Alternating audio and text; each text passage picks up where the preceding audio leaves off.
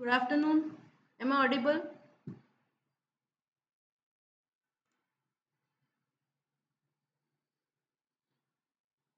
आवाज येतोय? Yes.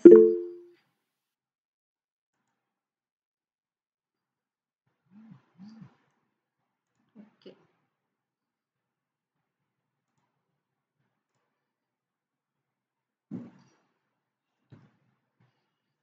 So in the last sessions, we have covered the first 3 units of principles of management. So today we will see unit 4, that is functions of management, part 2. In the unit 3, we have studied functions of management where planning, organizing and staffing. These three functions we have seen, and in this unit other various functions will be covered, that is directing, communication, supervision, leadership, controlling and international management. So we will start. First is directing. Now after planning, organizing and staffing, the the steps, that is directing, where work actually begins. Okay, planning केलं, organising केलं, staffing केलं, माणसं किती पाहिजे ते घेतलं. आता ॲक्च्युअलमध्ये आपण काम सुरू करणार. सुरू करताना डायरेक्टिंग म्हणजे काय? जे वर्कर्स तुम्ही घेतलेलं आहे, जे एम्प्लॉईज तुम्ही घेतलेलं आहे, तुम्ही त्यांना गाईड करणार, इन्स्ट्रक्ट करणार. So directing means guiding, instructing, motivating and supervising the employees so that work is done properly. Work व्यवस्थित, काम व्यवस्थित होण्यासाठी आपण त्यांना गाईड करतो, आपण त्यांना इन्स्ट्रक्शन्स देतो, मोटिवेट करतो, सुपरवाइज करतो त्यांच्यावरती. त्याला म्हणायचं directing. For example, a manager telling workers what to do, helping them and checking their progress. Elements of directing. आता डायरेक्टिंग मध्ये काय काय येतं? Issuing orders and instructions. Issuing orders means we are giving the clear direction to workers. जे काम करणार आहेत लोक, त्यांना व्यवस्थितपणे डायरेक्शन देणं, ऑर्डर देणं, इन्स्ट्रक्शन्स देणं, that is one element of directing. Then supervision. Supervision means watching over subordinates to work to ensure proper work. त्यांच्यावर सुपरविजन करायचं आहे, त्यांच्यावर वॉच ठेवायचं आहे, ते काम व्यवस्थित करतात का नाही, that is directing. Motivation. Motivation means inspiring employees to work harder. त्यांनी अजून चांगल्या पद्धतीने काम करावं यासाठी त्यांना इन्स्पिरेशन देणं, त्यांना थोडंसं मोटिवेट करणं, एनकरेज करणं, that is motivation. Leadership means guiding and influencing people. Leadership, lead आहेत, तुम्ही लीडर आहात, तुम्हाला लीड करायचं आहे एम्प्लॉईजना, तर you have to give some guidance and influence people so that they work in efficiently and effectively. Communication. Communication म्हणजे काय? तर तुम्ही आयडिया शेअर करता. So sharing ideas and building the team work, that is communication. And last element is discipline and reward. म्हणजे काय म्हणतो आपण, जर त्यांचा परफॉर्मन्स चांगला असेल तर त्यांना रिवॉर्ड द्यायचा आहे, त्यांना ॲप्रिसिएशन करायचं आहे. So that is discipline and reward. Discipline means you are maintaining the order and appreciating if someone is performing well.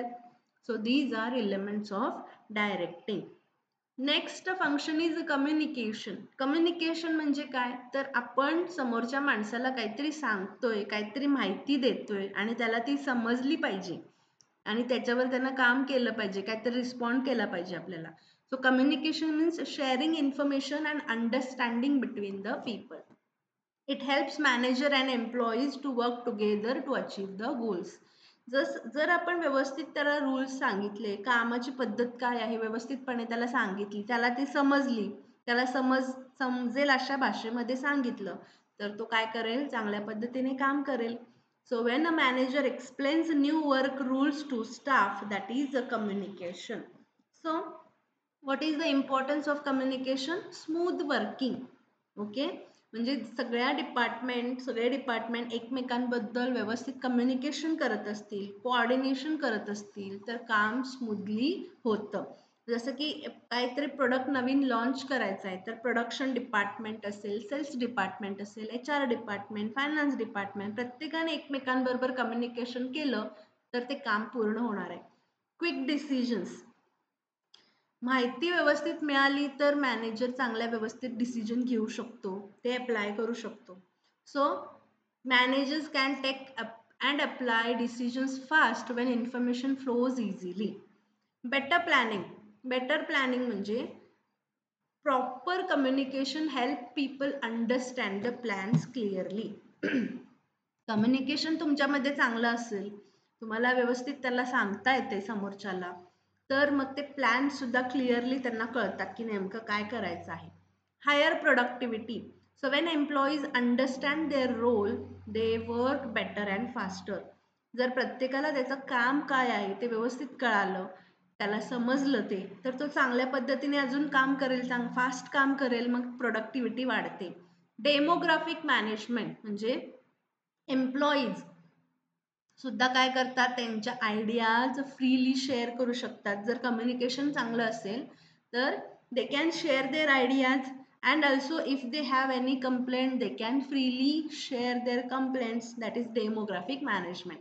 And sound management म्हणजे सगळे फंक्शन, सगळे मॅनेजमेंट ॲक्टिव्हिटीज जर असे व्यवस्थित हँडल केले जातील, जर जर कम्युनिकेशन व्यवस्थित असेल तर तुमचं मॅनेजमेंट पण व्यवस्थित होतं. आणि सगळं हे कशावर डिपेंड आहे, कम्युनिकेशनवर. तुम्ही व्यवस्थित बोलला, व्यवस्थित सांगितलं तर पुढचं काम व्यवस्थित होणार आहे. So sound management. So these are some importance of communication. Now process of communication, काय प्रोसेस आहे, कसं कम्युनिकेशन केलं जातं, तर it has 6 main steps. First is sender. Sender means the person who starts the communication. ज्याला communication start करायचं आहे तो माणूस. फॉर एक्झाम्पल मॅनेजरला काय करायचं आहे, ऑर्डर द्यायची आहे वर्कर्सना, म्हणजे दॅट इज सेंडर, त्याला द्यायचे. कोण आहे सेंडर इथं, मॅनेजर आहे.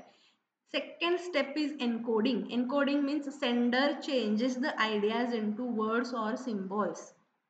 म्हणजे तो काय करतो, आता मॅनेजरला ऑर्डर द्यायची आहे पण तो एन्कोडिंग करतो. Encoding means he changes his idea into words or symbols. तो एक मेल लिहिल, हाताने लिहिल किंवा तोंडी त्याला काहीतरी सांगेल, इन्स्ट्रक्शन्स देईल, तर कुठल्या पद्धतीने सांगतोय ते, that is encoding. Message, third step. Message means the information that sender wants to share. काय टाईपचा मेसेज, काय टाईपची इन्फॉर्मेशन त्याला द्यायची आहे, कुठला मेसेज द्यायचा आहे, that is message. For example, please submit your report by 5 PM. हा मेसेज त्यानं ईमेल केला कुणी, मॅनेजरनं. Medium, the way message travels, म्हणजे कुठल्या वेनं तो मेसेज त्याच्यापर्यंत पोहोचला. मीटिंगमधनं गेला, फोन कॉल करून सांगितलं, मेल केला का लेटर पाठवलं, तर मीडियम कुठलं वापरलं, that is fourth step. And decoding, तुम्ही मेसेज त्याला पाठवला, मेलनं पाठवला आणि त्यामध्ये लिहिलं की 5 वाजेपर्यंत रिपोर्ट सबमिट करा. देन डिकोडिंग मीन्स ज्याला कोणाला मेल पाठवायचा होता त्यानं ते वाचलं, त्यानं ते अंडरस्टँड केला message, that is decoding. And for example, employee reads the mail and understand the task. आता त्याला कळालं की मला काय करायचं आहे, 5 वाजेच्या आत रिपोर्ट बनवायचा आहे, हे त्याला लक्षात आलं. Feedback last step means receiver's response to show the message is understood. आता तो काय करेल, एम्प्लॉईनं वाचलाय मेल, त्याला कळले काय करायचंय, तो त्याच्यावर रिस्पॉन्ड करेल, रिस्पॉन्स देईल काहीतरी की मला बाबा कळालंय तो मला काय म्हणायचंय, मेसेज मला लक्षात आला. मग तो मेलला रिप्लाय करतो की yes sir, I will send by 5 PM, म्हणजे feedback. So this is the process of communication. लक्षात आलं? Yes. Next is characteristics of communication. काय काय कॅरेक्टरिस्टिक्स असतात, तर दिस is a two way process. Two way का, कारण 2 माणसं तिथे इन्वॉल्व्ड आहेत, सेंडर आणि रिसिव्हर. एकाला माहिती द्यायची आहे, एकाला घ्यायची आहे. सो 2-वे प्रोसेस आहे. Then cooperative activity. कोऑपरेटिव्ह म्हणजे लोक एकमेकांना अंडरस्टँड करताय, कोऑपरेशन आहे त्यांच्यामध्ये. कंटिन्युअस प्रोसेस आहे, कारण रोज रोज हे घडणार आहे. It happens daily. मीटिंग्समध्ये असतील, मेल्समध्ये असतील, रिपोर्ट्समध्ये असतील. Every day we communicate with each other. Universal कारण प्रत्येक लेवलला, मॅनेजमेंटच्या प्रत्येक लेवलला, टॉप लेवलला असेल, मिडल लेवलला असेल, हायर लेवलला असेल, लोअर लेवलला असेल किंवा वर्कर लेवलला असेल, at every stage, at every department, it everyone is communicating. Motivating means good communication motivates the employees to work well. जर तुमचं चांगलं कम्युनिकेशन असेल, तुम्ही व्यवस्थित सांगत असाल लोकांना काय काम करायचं, तर ते मोटिवेट होतात आणि चांगल्या पद्धतीने काम करतात. तेच तुम्ही ओरडून सांगितलं त्याला तर तो ऐकणार नाही. So proper communication, good communication motivates employee. Different forms, तर त्याच्यामध्ये डिफरंट फॉर्म्स आहेत. तुम्ही तोंडी सांगू शकता, it can be spoken, it can be written. तुम्ही एक लेटर लिहू शकता किंवा मेल करू शकता. फेशियल एक्सप्रेशन्स वरनं पण सांगितलं जातं की ते काहीतरी जेस्चर, काहीतरी बॉडी लँग्वेज असते ज्याच्यातून आपण कम्युनिकेशन करू शकतो. So these are characteristics of communication. What are the types of business communication? Business communication मध्ये फर्स्ट आहे वर्बल और ओरल कम्युनिकेशन. ओरल म्हणजे तोंडी सांगतो आपण काहीतरी काम, फेस टू फेस असेल, मग फोन कॉल्स वरती सांगितलं किंवा मीटिंग्स मध्ये सांगितलं किंवा एखादं स्पीच देताना सांगितलं. We are talking directly to that person. So that is oral communication. मग हे सिम्पल आहे, पटकन सांगतं, त्याला काही जास्त वेळ लागत नाही. It saves time, it allows instant feedback. समोरच्याला लगेच सांगितलं हे कर बाबा, तर तो लगेच हा सर मी आज करतो. इन्स्टंट फीडबॅक मिळतो आपल्याला. It builds a personal connection. जेव्हा तुम्ही फेस टू फेस बोलता तेव्हा एक पर्सनल कनेक्शन तुमच्यामध्ये बिल्डअप होतं. But disadvantages for this is there is no written record. तुम्हाला कुठल्याही टाईपचं इथे डॉक्युमेंट मिळणार नाही, रिटन लेखी कुठलं रेकॉर्ड तुम्हाला मिळणार नाही. समोरच्याला मिसअंडरस्टँडिंग होऊ शकतं. इन्फॉर्मल आहे, कॅज्युअल आहे, त्यामुळे हे डिसएडव्हान्टेजेस त्याचे आहेत. Second is written communication. Written communication means message in writing, letters, memos, reports, manuals और नोटीस. तुम्ही लिहून समोरच्याला सांगू शकता की काय करायचंय. लिहून कशाद्वारे? लेटर लिहू शकता, मेमो काढू शकता, रिपोर्ट लिहू शकता, एखादा मॅन्युअल तयार केलं, एखादी नोटीस तयार केली, एखादा मेल तयार केला, लिहिला. So that is written communication. So sending a written order और रिपोर्ट, ह्याचे ॲडव्हान्टेजेस काय आहे? तर परमनंट रेकॉर्ड राहतो तुमच्याकडे की मी ह्या तारखेला तुला हे मेल पाठवला होता, हे पत्र पाठवलं होतं, ते तुझ्याकडे काम ते झालेलं नाही, असं नंतर आपण सांगू शकतो. एकदा लेखी दिलं की ते क्लिअर असतं, पटकन म्हणजे वाचून आपल्याला लक्षात येतं. ऐकण्यामध्ये समजा समोर सांगताना ऐकण्यामध्ये काहीतरी आपल्या गडबड झाली, चुकलं, तर मिसअंडरस्टँडिंग होऊ शकतं. सो लिहून जेव्हा देतो आपण तेव्हा it is a clear and organised. Then easy to share with many people. एकच मेल आपण भरपूर लोकांना काय करू शकतो, पटकन 10 जणांना पाठवायचं तर एक मेल 10 जणांना किंवा एक लेटर 10 जणांना आपण देऊ शकतो. सेम काम 10 जणांनी करायचं आहे तर. पण फेस टू फेस मध्ये तुम्हाला पुन्हा प्रत्येकाला सांगावं लागतं. डिसएडव्हान्टेजेस काय आहेत? तर टाइम कन्झ्युमिंग आहे. त्याला तुम्हाला रायटिंगमध्ये प्रत्येक वर्ड अँड वर्ड बघितला पाहिजे, ग्रामर बघितलं पाहिजे, लिखाण बघितलं पाहिजे, व्यवस्थित समोरच्याला कळेल का अशी भाषा त्याच्यामध्ये लिहिली पाहिजे. But it is there is no immediate feedback. म्हणजे पटकन तुम्हाला समोरच्याचा फीडबॅक मिळणार नाही. त्याला ते पत्र जाऊन पोहोचणार, मग तो वाचणार, मग त्याला तुम्हाला रिप्लाय करणार, त्याला वेळ जातो. सो टाइम कन्झ्युमिंग आहे. थर्ड आहे फॉर्मल अँड इनफॉर्मल कम्युनिकेशन. तर formal communication means it flows through official channels. Official channels म्हणजे ऑफिस मेमोज असतील, ऑफिशियल ऑर्डर, इंटरनल ऑर्डर असेल, पॉलिसी लेटर असेल एखादी, तर that is official channel through आपण पाठवतो. इनफॉर्मल मीन्स ग्रेप वाईन पण त्याला म्हणतात. Informal means unofficial talk among employees. म्हणजे चॅट करतात एकमेकांशी, अपकमिंग काय काय, व्हॉट्सअपचा एक ग्रुप असतो त्यांचा, त्याच्यावर चॅट करतात, काय करायचं आहे, काय करूया. तर दॅट इज इनफॉर्मल कम्युनिकेशन. त्याच्यातून पण ते कामच करतायत, पण असं काही लेटर किंवा मेमो काढला जात नाही त्यामध्ये. That is informal communication. Next type is formal. Ma'am formal means? Sorry, formal means formal म्हणजे ऑफिशियलचे ऑफिसचे जे काही रूल्स असतात किंवा एखादी इंटरनल ऑर्डर आली त्याला लेखी सही शिक्का केला वरच्या माणसाने मॅनेजरने की ते तुला हे काम करायचं आहे, वरती लिहिलं ह्या तारखेपर्यंत हे काय कर मला पाठवून दे किंवा ह्या तारखेपर्यंत हे काम झालं पाहिजे, हा रिपोर्ट मला संध्याकाळपर्यंत आला पाहिजे. लेखी जेव्हा ऑफिसच्या लेटर हेड वरती दिलं जातं, ऑफिसकडून मेल येतो ऑफिशियल. आता मी जर तुम्हाला मेसेज पाठवते की तुम्हाला टीसी जमा करायचा आहे, ऑफिशियल ईमेल आयडी वरून मी तुम्हाला पाठवते, दॅट इज फॉर्मल कम्युनिकेशन. आणि इनफॉर्मल म्हणजे मी आता समजा तुम्हाला तोंडी सांगितलं की किंवा तुम्हाला कधीतरी वाटेत भेटलीस, टीसी जमा केलास का ग, तर पटकन ते करून घे, अनऑफिशियल किंवा इनफॉर्मल कम्युनिकेशन. लक्षात ओके आलं? Ma'am. Then fourth is downward, upward and horizontal communication. Downward म्हणजे काय, वरून खाली. डाउनवर्ड म्हणजे बॉस कडून वर्कर पर्यंत कम्युनिकेशन होतं. बॉस कोणाला सांगणार, डिपार्टमेंटल हेडला सांगेल, डिपार्टमेंटल हेड सुपरवायझरला सांगेल, सुपरवायझर मग वर्करला सांगेल, दॅट इज डाउनवर्ड, वरून खाली. सो यामध्ये इन्स्ट्रक्शन्स दिले जातात. याचा पर्पज काय आहे डाउनवर्डचा, इन्स्ट्रक्शन्स दिले जातात, ऑर्डर्स दिल्या जातात.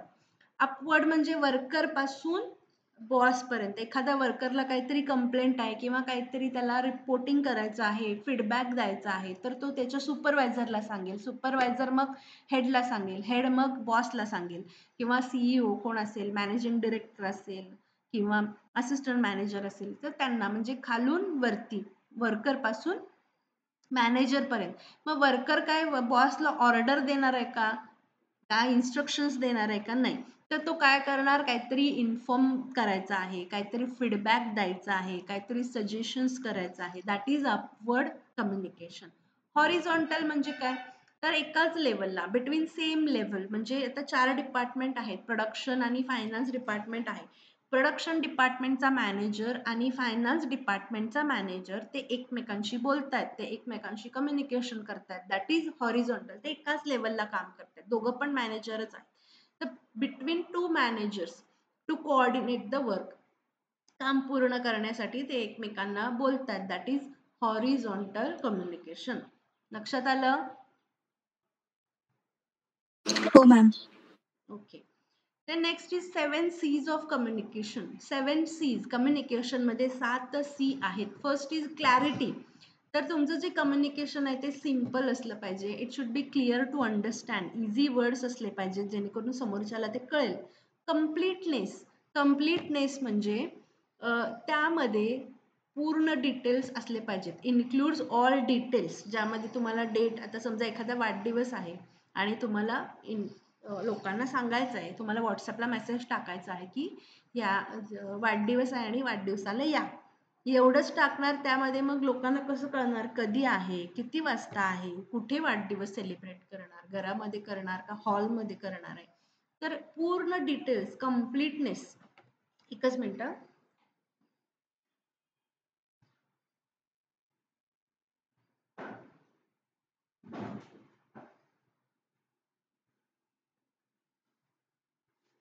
so that message should be complete.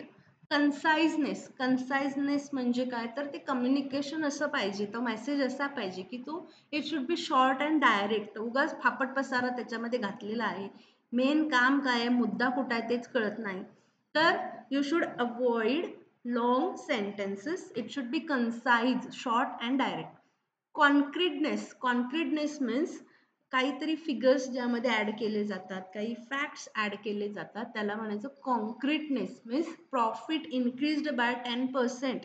Example 10% काय आहे, फॅक्ट आपण काय केली, यूज केली ह्यामध्ये, concreteness. Correctness means you should use correct facts and grammars.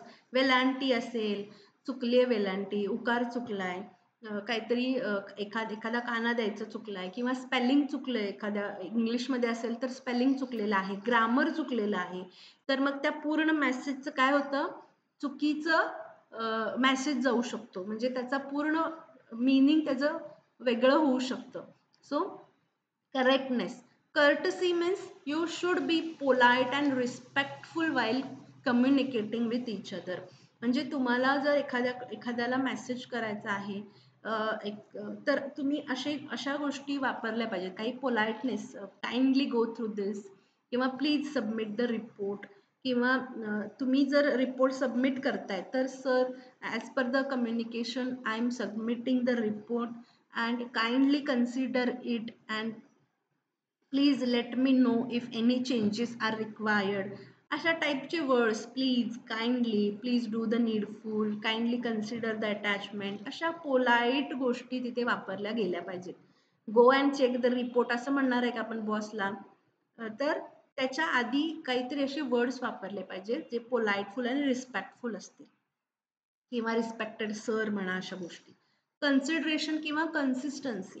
Consistency means you should be logical and considerable. So तुमचा जो टोन आहे, बोलण्याचा टोन, तो प्रत्येक वेळेला सेम असला पाहिजे, फ्रेंडली असला पाहिजे, समोरच्याने तुमचं ऐकलं पाहिजे. कम्युनिकेशन जे काही तुम्ही लेटर लिहाल किंवा ओरली सांगाल, तर तो तुमचा जो बोलण्याचा टोन आहे, लिखाणातून सुद्धा टोन समजतो की काय टाईपचं त्याला बोलायचं आहे. So that is to be consistency त्याला म्हणतात. So these are 7 C's of communication. Next आहे supervision. Next function is supervision. Supervision means what? आता तुम्ही एक्झाम देता, एक्झामला तुम्ही बसल्यानंतर, बेंचवरती बसल्यानंतर एक सुपरवायझर असतो, वर्गामध्ये फिरत असतो. तो काय करतो? तर तो तुम्हाला तुमच्यावर वॉच ठेवतो. ओके. तसंच कंपनीमध्ये जेव्हा काम करत असतात लोक, त्यांचा एक सुपरवायझर असतो. तो काय करतो? सुपरविजन करतो त्यांच्यावर, ते काम व्यवस्थित करतायत का हे चेक करणं, गाईडन्स देणं त्यांना, की असं नको करू, हे असं कर, जास्त वेळ टाइमपास करू नको, कामावर लक्ष दे. जसं आपल्या एक्झाम रूम मधले सुपरविजन सांगतात ना, इकडे बघू नको, तिकडे बघू नको, पेपर लिहा, 10 मिनिटं राहिली, 5 मिनिटं राहिली, म्हणजे काय? Watching over the work of subordinates and guiding them to do the job properly. So it ensures that what is done as planned and helps in achieving the organization goals. म्हणजे व्यवस्थित ते प्लॅन केलं पाहिजे.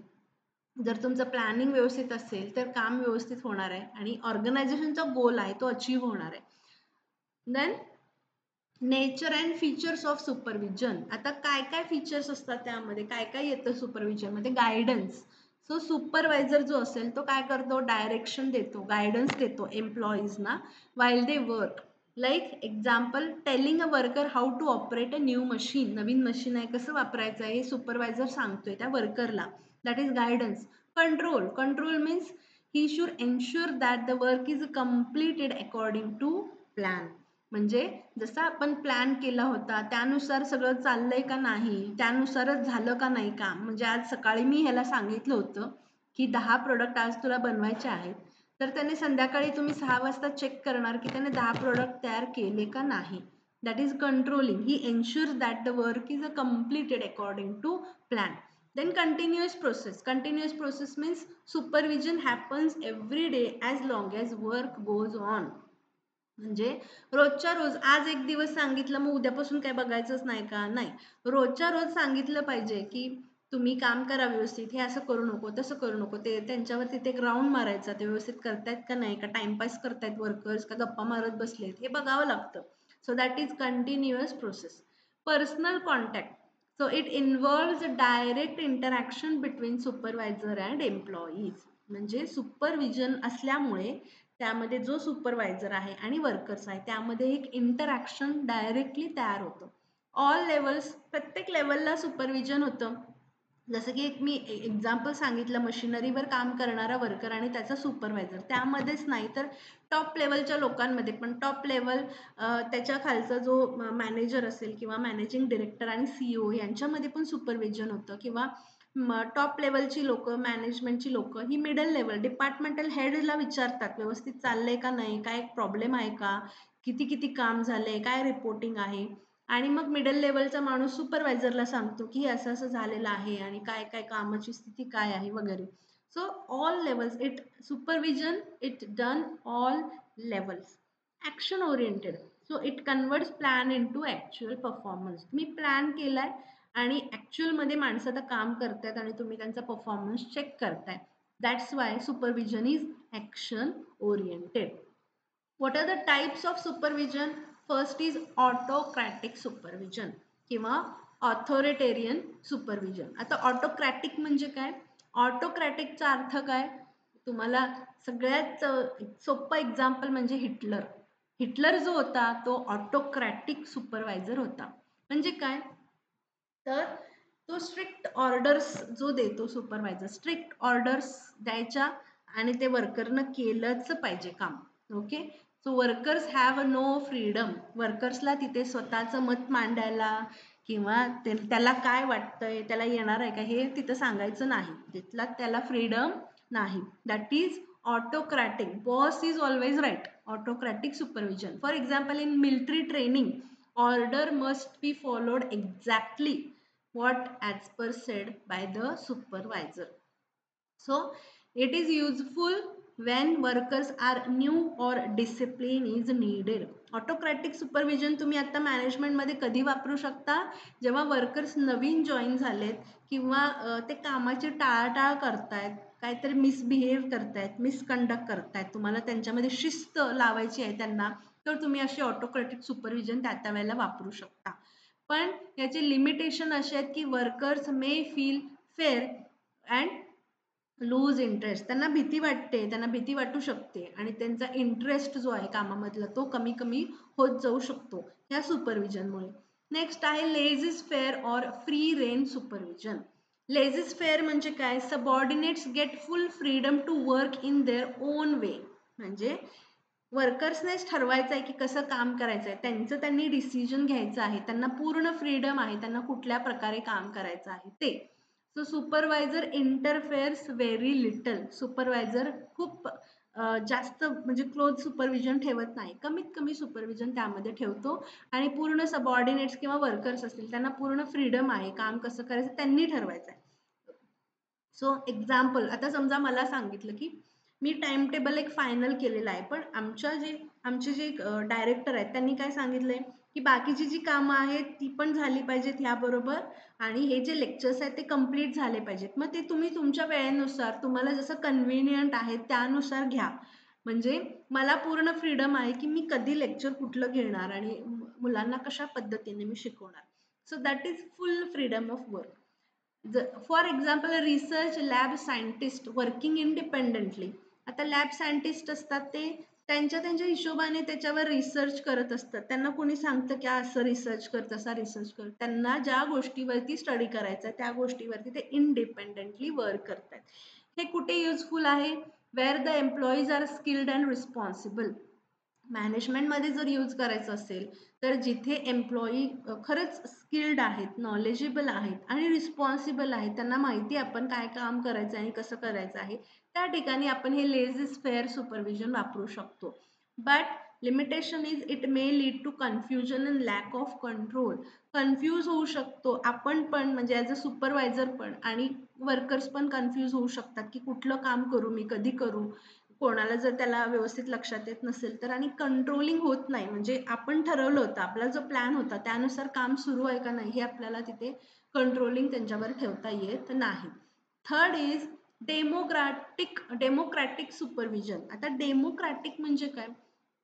So here supervisor consults employees and takes their suggestions before making decisions.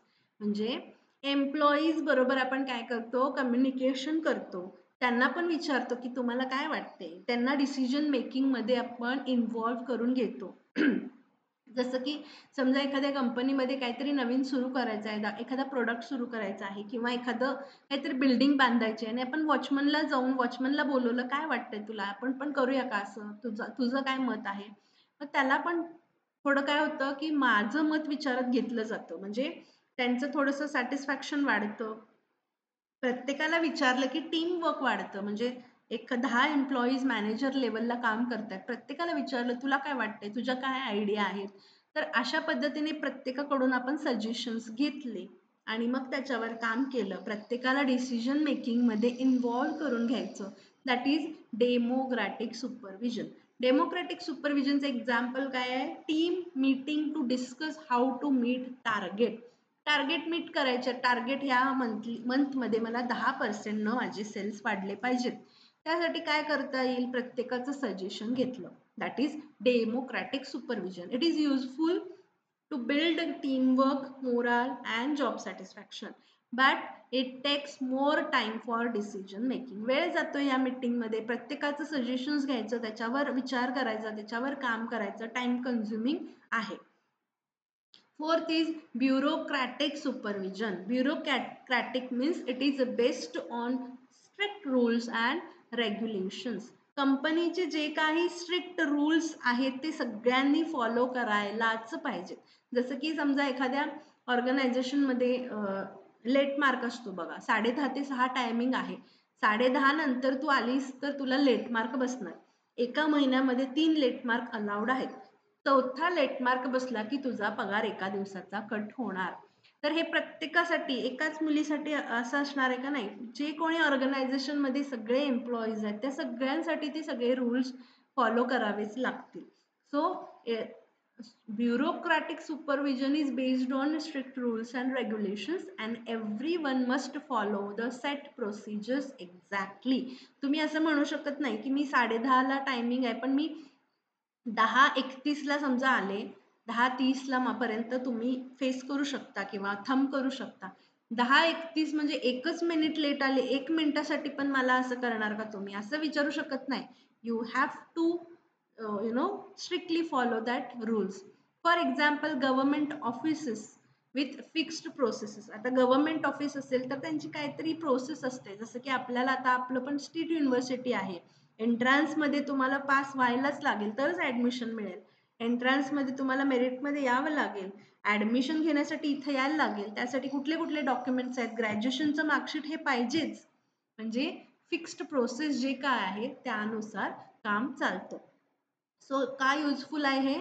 कारण stability राहते, पूर्ण प्रत्येकाला same rule राहतो, युनिफॉर्मिटी राहते त्यामध्ये. पण यामुळे डिले होऊ शकतं, क्रिएटिव्हिटी थोडी कमी होऊ शकते. So these are some limitations. आता यामध्ये सुपरविजनचे टाइप्स झाले. सुपरविजन करताना सुपरवायझरने काय काय परफॉर्म करायला लागतं? व्हॉट आर हिज की Rolls? So first is he acts link between the workers and management. एक वर्कर आणि मॅनेजमेंट दोन्ही मधलं लिंक आहे तो, कारण तो वर्कर बरोबर पण बोलतोय आणि मॅनेजमेंट सोबत पण बोलतो. He trains the new employees. नवीन एम्प्लॉईज येतील त्यांना तो शिकवतोय कसं काम करायचं हे त्यांना समजावून सांगतोय. ही चेक्स क्वालिटी आणि क्वांटिटी ऑफ वर्क. त्यांनी काम केल्यानंतर तो चेक करतो त्यानुसार सगळं काम झाले का नाही, त्या क्वांटिटी मध्ये झाले का नाही, त्या क्वालिटीचं काम झाले का नाही. He maintains discipline and safety at the work place. एक शिस्तबद्धता तो तयार करतो त्या फ्लोअरला किंवा त्या कामामध्ये. एक डिसिप्लिन असतं. सेफ्टी कशी ठेवली जाईल, म्हणजे वर्कर्स जर काम करत असतील, कुठली मशिनरी वरून पडत नाही ना, कुठली मशिनरी ब्रेकडाऊनमुळे कोणाला काही इजा होणार नाही ना. Safety at work place. Then motivates workers and listen their problems. Supervisor काय करतो? वर्कर्सने चांगलं काम करावं यासाठी त्यांना मोटिवेट करतो, एनकरेज करतो आणि त्यांचे प्रॉब्लेम्स काय असतील ते ऐकून घेतो, त्याच्यावर सोल्युशन काढतो. And he reports progress to higher managers. Higher lower लेवलला किंवा त्या लेवलला काय काम चाललंय ह्याचं रिपोर्टिंग तो वरच्या माणसांना काय करतो? देतो. म्हणजे त्याचं अपडेट्स देतो, काय काय चाललेलं आहे याबद्दल. So this is the role of supervisor. Next topic is leadership. Leadership means guiding and influencing people so that they willingly work to achieve group or organizational goal. काय म्हणले? एखादी टीम असेल तर त्याचा एक टीम लीडर असतो. तो team leader काय करतो? त्या टीमनं सगळ्यांनी कुठले कोणी काय काम करायचं ते सांगतो आणि त्यांच्याकडनं काम करून घेतो. त्यांना त्याचं त्या लोकांनी ऐकलं पाहिजे, अशा पद्धतीने त्याचं कम्युनिकेशन असलं पाहिजे. So leadership means guiding and influencing people so that they willingly work. अशा पद्धतीने त्यांना गाईड करायचं आहे, अशा पद्धतीने त्यांना इन्फ्लुएन्स करायचं आहे की जेणेकरून ते काम कंप्लीट करतील, वेळेमध्ये काम कंप्लीट करतील. A leader shows the way and motivates other to follow. त्याला फॉलो केलं पाहिजे लोकांनी, त्या पद्धतीने तो बोलतो, त्या पद्धतीने तो मोटिवेट करतो. For example, a manager encouraging the sales team to meet their targets. Target meet करण्यासाठी सेल्स टीमला एनकरेज करतोय मॅनेजर. आपण हे करायचं आहे, हे केलं की तुम्हाला असं आम्ही बोनस देऊ, इन्सेंटिव्ह देऊ, एनकरेज करतो. That is leadership. Leadership styles आहेत त्यामध्ये वेगवेगळे, प्रत्येकाची लिडरशिप स्टाईल वेगळी असते. एखादा मॅनेजर थोडा स्ट्रिक्ट असेल, त्याला स्ट्रिक्टली सगळं त्या वेळेमध्येच पाहिजे. एखादा लीडर तो काय असेल थोडासा फ्रेंडली वागतोय, चांगलं वागतोय, गोड बोलून काम करून घेतो. तर प्रत्येकाची लिडरशिप स्टाईल वेगळी असते. फर्स्ट आहे ऑटोक्रॅटिक और डिक्टोटोरियल लीडरशिप. डिक्टॅटोरियल लीडरशिप. ऑटोक्रॅटिक आता मगाशी मी सांगितलं. ऑटोक्रॅटिक सुपरविजन म्हणजे काय, तर जो बॉस जो आहे तोच काय सांगणार, तो सांगेल ते करायचं. Boss is always right. Same असं लिडरशिप स्टाईलमध्ये आहे ऑटोक्रॅटिक लिडरशिप. म्हणजे जो लीडर असतो त्याचा फुल कंट्रोल असतो त्या लोकांवरती आणि लोकांनी त्याचं ऐकलंच पाहिजे हे तो एक्सपेक्ट करतो. Leader keeps full control and expects obedience. Decisions are made by leader alone. तो एकटा ठरवणार लीडर की काय, कोणी कधी काय काम करायचं आहे ते. दुसऱ्या कोणालाही डिसिजन घ्यायचं तिथे चान्स नाही. तुम्हाला काय वाटतंय याच्याशी आमचं, वर्कर्सना काय वाटतंय माझं देणं घेणं नाही. हे काम या वेळेमध्ये झालं पाहिजे. डिसिजन्स हे फक्त लीडर घेणार. वन वे कम्युनिकेशन असतं from boss to subordinates. Boss फक्त सांगणार, त्यांनी ऐकायचं असते, त्यांनी त्यांचं पुढचं काय बोलायचं नाही. That is autocratic leadership. So factory foreman ordering workers to meet strict deadlines. या महिना अखेरपर्यंत 100 खुर्च्या बनल्याच पाहिजेत. ते काय आहे, ऑटोक्रॅटिक लिडरशिप. डेमोक्रॅटिक लिडरशिप म्हणजे काय, किंवा डेमोक्रॅटिकला आपण पार्टिसिपेटिव्ह पण म्हणतो. म्हणजे तुम्ही तिथे लीडर काय करतो, त्यांच्या वर्कर्स बरोबर, त्यांच्या सबऑर्डिनेट्स बरोबर डिस्कस करतो. प्रॉब्लेम्स काय आहेत डिस्कस करतो, त्यांचे सजेशन्स घेतो, त्यांची मतं घेतो, काय वाटतं त्यांना, काय केलं पाहिजे याच्यावरती. आणि मग हे सगळ्यांचं सजेशन्स ऐकल्यानंतर तो स्वतः एक डिसिजन घेतो. त्या डिसिजन मेकिंग मध्ये एम्प्लॉईजना पार्टिसिपेट करून घेतो. That is democratic leadership. So manager holds the team meeting to discuss ideas before deciding anything. लक्षात येते ऑटोक्रॅटिक वर्सेस डेमोक्रॅटिक लिडरशिप.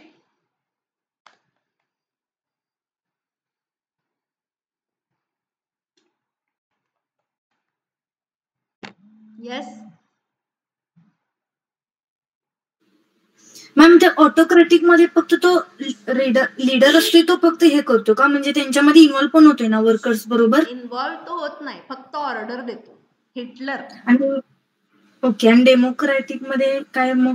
सगळ्यांशी कम्युनिकेशन करतो, सगळ्यांना विचारतो तुम्हाला काय वाटतंय, तुमचे ओपिनियन सांगा, ते त्यांचं ऐकून घेतो, त्यांना पण डिसिजन मेकिंग मध्ये इन्व्हॉल्व करून घेतो आणि मग डिसिजन घेतो.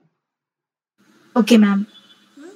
थर्ड आहे लेसिस फेअर और फ्री रेन लिडरशिप. सुपरवायझरचे इथं टाईप परत येतात.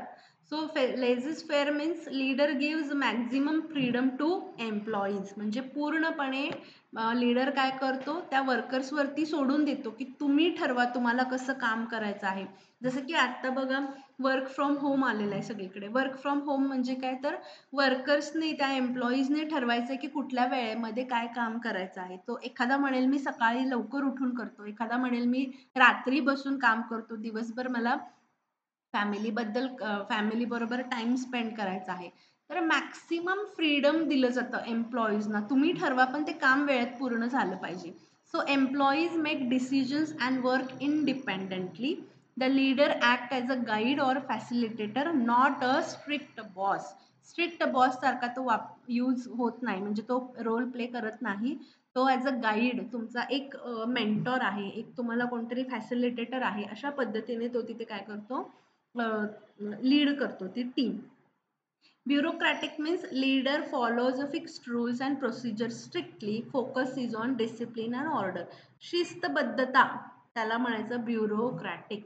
म्हणजे फिक्स्ड रूल्स आहेत, रेग्युलेशन्स आहेत, ते लीडर फॉलो करतो आणि एम्प्लॉईजना पण फॉलो करायला लावतो. जसं की गव्हर्नमेंट डिपार्टमेंटची काही पॉलिसीज असतात, काही रूल्स रेग्युलेशन्स असतात, किंवा पब्लिक ऑर्गनायझेशन्स असतील त्यांची काही रूल्स रेग्युलेशन्स असतात जे तुम्हाला फॉलो करावेच लागतात. त्याला तुम्ही तिथे कारण ते रूल्स किंवा जे कायदे ठरलेले आहेत किंवा जे पॉलिसीज ठरलेले आहेत त्याला तुम्ही काही बोलू शकत नाही, कारण ते ऑलरेडी त्यांची जी प्रोसिजर्स आहेत त्यावर कोणी बोलू शकत नाही, ते तुम्हाला फॉलो करावेच लागतात. That is bureaucratic leadership. Now modern view, modern किंवा फ्युचर लीडरशिप ट्रेंड्स. आता फ्युचर लीडरशिप ट्रेंडमध्ये 3 टाइप्स आहेत. Vertical leadership, vertical means traditional top down leadership. Top down leadership, for example factory manager giving order to production team. One person like a project manager directs other. एक माणूस सगळ्या माणसांना काय करतो, काम सांगतो, ऑर्डर देतो, that is vertical leadership. Shared leadership म्हणजे काय, तर leadership is shared among team members. For example, in a group project, every member contributes ideas and take responsibility. म्हणजे एखादी टीम असेल त्यामध्ये कोण लीडर वगैरे नाहीये, सगळे जणच लीडर आहेत किंवा सगळे जणच काम करतात, सगळेजण कॉन्ट्रीब्यूट करतात प्रत्येक गोष्टीसाठी, प्रत्येक आयडिया कंप्लीट करण्यासाठी किंवा तो टास्क कंप्लीट करण्यासाठी प्रत्येकजण रिस्पॉन्सिबिलिटी घेतोय. तिथे एखादा कोणतरी लीडर आहे अशा गोष्टी नाहीत. सगळेजण एका लेवलला काम करतायत, प्रत्येकजण प्रत्येकाला हेल्प करतो, गाईड करतो, सपोर्ट करतो. That is shared leadership. Horizontal leadership means what, temporary leadership based on the skills. It is the most capable team member leads for the task. आता एक्झाम्पल बघूया. एखादा प्रोजेक्ट आहे. In a project software expert leads during coding phase while designer leads during design phase. म्हणजे एक टीमचा एक leader असतो, तो एका पर्टिक्युलर स्किलसाठीच तो लीड करतो आणि त्याचं काम झालं की मग त्या टीमवरती दुसरा माणूस काम करतो. जसं की एखादा सॉफ्टवेअर तयार करायचा आहे. सॉफ्टवेअर तयार करताना त्या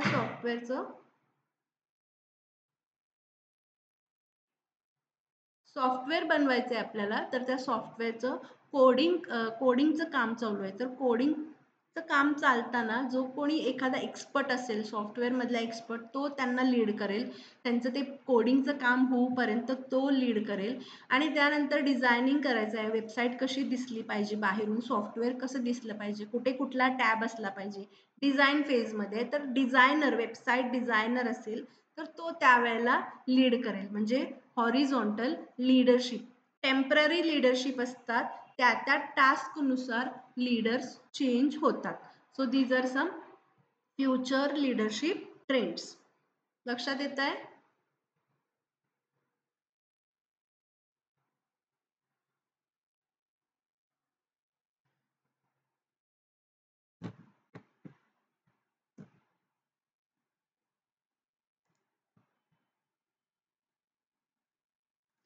फिफ्थ इज मोटिवेशन. आता मोटिवेशन म्हणजे काय म्हणलं मी, की लोकांनी काम केलं पाहिजे यासाठी त्यांना एनकरेज करावं लागतं, सारखं सारखं एनकरेज करावं लागतं. Okay, so the word motivation come from motive which means reason or desire to act. Motivation means encouraging people to work willingly and effectively to achieve the goals. म्हणजे एखाद्याला जर आता लहान मुलगा असेल, समजा एखाद्या लहान मुलग्याला आपण सांगितलं की तू हे काम आज केलंस किंवा तू एवढा एवढा अभ्यास केलास तर तुला मी काहीतरी घेऊन देतो, तुला एक चांगलं खेळणं मिळेल किंवा 10वी मध्ये चांगले मार्क पाडलेस तर तुला सायकल देतो किंवा गाडी देतो, काय असेल ते. मग तू अजून चांगल्या पद्धतीने अजून अभ्यास करतो, बरोबर. किंवा एवढं जेव तू, आता एकदम एकदम लहान बाळ आहे, 2-3 वर्षाचा आहे, तर आपण तू हे सगळं संपवलंस ना, मग आपण तुला गाडीवरून फेरी मारणार. मग तो पटपट संपवतो. म्हणजे तसंच ऑर्गनायझेशनमध्ये एखाद्याला काम करायला लावायचं आहे, तो चांगल्या पद्धतीने काम करायचं आहे, करू दे म्हणून त्याला एनकरेज करावं लागतं आपल्याला. That is motivation. तर मोटिवेशन करायचं म्हणजे फक्त बोलून होते का, कर बाबा तुला मी अवॉर्ड देतो किंवा म्हणजे काहीतरी त्याच्या बदल्यात त्याला द्यायला लागतं, तरच तो काय करतो, काम करतो, तरच तो एनकरेज होतो कंपनीमध्ये. So motivation can be provided 2 types of इन्सेंटिव्स, financial इन्सेंटिव्स और नॉन फायनान्शियल इन्सेंटिव्स. फायनान्शियल म्हणजे मनी बेस्ड, म्हणजे त्याचे त्याचे त्याचे बेसिक नीड्स असतील, इकॉनॉमिक नीड्स असतील, ते सॅटिस्फाय करण्यासाठी आपण त्याला काय पैशाच्या स्वरूपात काहीतरी देतो, कारण त्याने चांगलं काम केलं म्हणून पैशाच्या स्वरूपात काही दिलं तर त्याला म्हणायचं फायनान्शियल इन्सेंटिव्ह. आणि नॉन फायनान्शियल इन्सेंटिव्हमध्ये नॉन मनी रिवॉर्ड्स देतो आपण. तर त्याचे काय काय टाईप्स आहेत आपण पुढे बघूया. फायनान्शियल इन्सेंटिव्ह मध्ये काय काय मिळतं, त्याने काम केलं किंवा काम चांगलं केलं तर आपण काय देतो त्याला, एकतर पहिल्यांदा पे आणि अलाउन्सेस देतो, सॅलरी देतो त्याला मंथली, टीएडीए देतो, एचआरए म्हणजे हाऊस रेंट अलाउन्सेस, राहण्याची सोय, खाण्याची सोय, अशा वेगवेगळ्या गोष्टी देतो, बोनस देतो, जसं की दिवाळीला बोनस मिळतो, वेगवेगळ्या फेस्टिवल्सला बोनस मिळतो, प्रॉफिट एखादा मिळालं, प्रॉफिट शेअरिंग म्हणजे काय, कंपनीला प्रॉफिट झालं या वर्षी तर त्यातला थोडा थोडा शेअर प्रत्येक एम्प्लॉईला मिळतो. मग तो प्रॉफिट कोणामुळे झाला, एम्प्लॉईनी चांगलं काम केलं म्हणून प्रॉफिट झालं, मग त्या एम्प्लॉईजना पण त्याचा शेअर मिळाला पाहिजे. So for example employees get 5% of profit, प्रत्येकाला 5-5% प्रॉफिट दिलं. Commission, percentage on sales given to sales staff, जसं की एखाद्या इलेक्ट्रॉनिक गॅजेटमध्ये, इलेक्ट्रॉनिक गॅजेटच्या स्टोअरमध्ये एखादा मुलगा काम करतोय, समजा त्याला सांगितलं की ह्या महिन्यामध्ये 5 फ्रीज विकलेस तू की तुला सॅलरी सोडून प्रत्येक फ्रीजच्या मागं काहीतरी कमिशन मिळेल. सो दॅट इज काहीतरी पर्सेंटेज, एक फ्रीज विकला की त्याची प्राइस किती होती त्याचे 2% तुला कमिशन मिळेल सॅलरी सोडून. मग ते असं काहीतरी सांगितलं तर तो अजून चांगल्या पद्धतीने काम करेल. परफॉर्मन्स बेस्ड इन्सेंटिव्ह म्हणजे एखाद्याने चांगलं काम केलेलं आहे, एकही सुट्टी घेतली नाही फॉर एक्झाम्पल, किंवा 100 प्रोडक्ट्स बनवायला सांगितले होते महिन्यात पण त्याने 120 बनवले. ओके, म्हणजे त्याला जर त्याने 120 बनवले तर त्याचं कुठेतरी कौतुक झालं पाहिजे, त्याला परफॉर्मन्स बेस्ड इन्सेंटिव्ह देतो आपण, बोनस देतो किंवा ओव्हर टाईम देतो. त्याने 1 तास एक्स्ट्रा काम केलं तर तू 2 तास काम कर एक्स्ट्रा, तुला पेमेंट देतो मी, तो 2 तास काम करेल, म्हणजे extra payment for achieving the targets. Then stock options, stock options म्हणजे कंपनीचे जे शेअर्स असतात ते तुम्हाला कमी प्राईसमध्ये तुम्ही खरेदी करू शकता. शेअर मार्केट तुम्हाला माहीत असेल, ट्रेडिंग माहीत असेल, कंपनीच्या नावाचे शेअर्स असतात ते जर तुम्ही खरेदी केला, तुम्हाला कमी पैशामध्ये तुम्ही खरेदी करू शकता. मग त्याचे समजा पुढे जर काही त्याची व्हॅल्यू वाढली तर तुम्ही विकू शकता आणि तुम्हाला काय मिळेल, त्याचा फायदा मिळेल.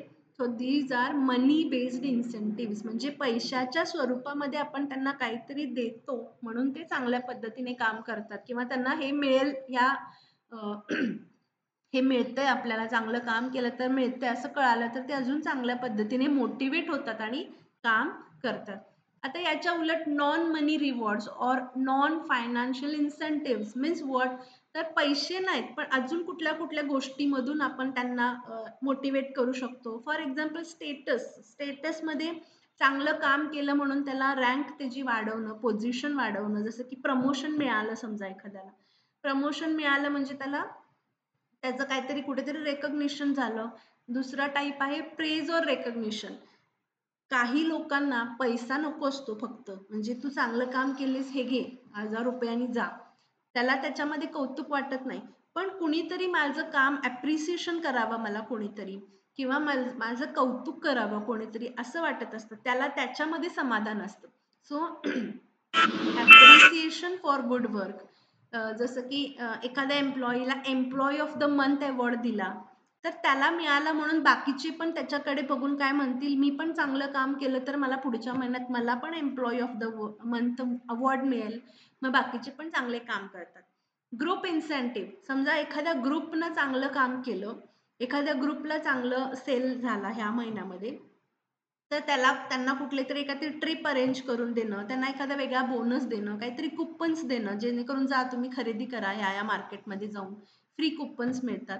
That is group incentive. Participation and involvement म्हणजे वेगवेगळ्या डिसिजन्समध्ये वर्कर्सना पार्टिसिपेट करून घ्यायचं, त्यांच्याकडून डिसिजन घ्यायचा, त्यांनी जे म्हणतील त्यानुसार ठरवायचं. That is participation and involvement. मग तुम्हाला जर समजा एखाद्या मोठ्या टॉप मॅनेजमेंटच्या मीटिंगमध्ये बोलवलं आणि तुमचा डिसिजन विचारला तर तुम्ही मोटिवेट होता.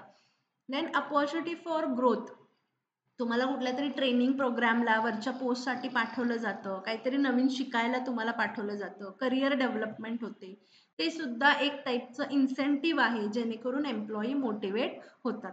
Then suggestion system means reward for useful ideas, नवीन एखादी आयडिया दिली त्यांनी आणि त्यामुळे आपला सेल वाढला तर मग त्याला काय मिळणार, प्राईज मिळणार, काहीही प्राईज मिळू शकते, मग त्याला अवॉर्ड मिळेल, एखादी गाडी मिळेल, एखादं काहीतरी लॅपटॉप मिळेल, काहीतरी वस्तू मिळतील, किचन टूल्स मिळतील, म्हणजे त्यांना का मिळालं, त्याला सजेशन सिस्टीम, काहीतरी त्याने सजेस्ट केलं, काहीतरी युजफुल आयडिया त्याने जनरेट केली ज्याच्यामुळे कंपनीला फायदा झाला, तर मग त्याला मिळतं best suggestion gets the prize. So these are non financial incentive. लक्षात आलं, financial incentive versus non financial incentive. Yes, it is clear. Yes ma'am. Okay. So next is theories of motivation. वेगवेगळ्या थेरीज आहेत मोटिवेशनच्या. तर experts आहेत. First आहे मॉस्लॉज need hierarchy theory. तर ही develop कुणी केली आहे? Abraham Maslow's. He said human needs are like pyramid. When one level is satisfy, people move to next.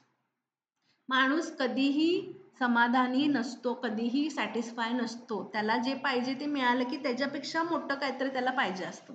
Okay. म्हणजे आपल्याला एखादी सायकल मिळाली, सायकल नसते आपल्याकडे, तेव्हा आपण आईबाबांच्या मागे लागतो की मला सायकल पाहिजे. पण त्याला सायकल दिल्यानंतर तो शांत बसतो का? नाही. काही वर्षांनी त्याला काय पाहिजे? मग 2 व्हीलर गाडी पाहिजे. 2 व्हीलर 2 वर्ष वापरली, मग आता काय पाहिजे? 4 व्हीलर.